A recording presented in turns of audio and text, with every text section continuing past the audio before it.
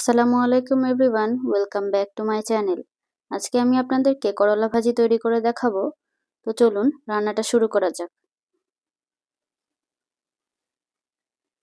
প্রথমে একটা প্যানে আমি 3 টেবিল স্পুন পরিমাণ তেল অ্যাড করে 5-6টা রসুন কুচি দিয়ে দিব। তারপরে 4-5টা কাঁচামরিচ ফালি করে রেখেছিলাম, সেগুলোকে দিয়ে একটু ভালোভাবে নেড়েচেড়ে নিব। তারপরে পেঁয়াজ কুচিগুলোকে অ্যাড করে দিয়ে আরেকটু ভালোভাবে কিছুক্ষণ ভেজে নিতে হবে। অন্য সাইডে আমি করলা আর আলু কেটে রেখেছিলাম, ভালোভাবে সেগুলোকে ধুয়ে এর ভিতরে অ্যাড করে দিব। এবারে আমি পরিমাণ মতো লবণ দিয়ে দিচ্ছি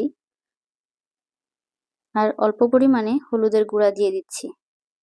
দিয়ে ভালোভাবে এগুলোকে নাড়িয়ে চাড়িয়ে মিশিয়ে নিতে হবে।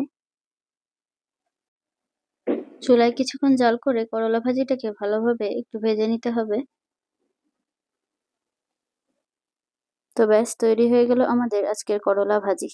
এবারে আমি একটা বাটিতে ভাজিটাকে নামিয়ে ফেলবো।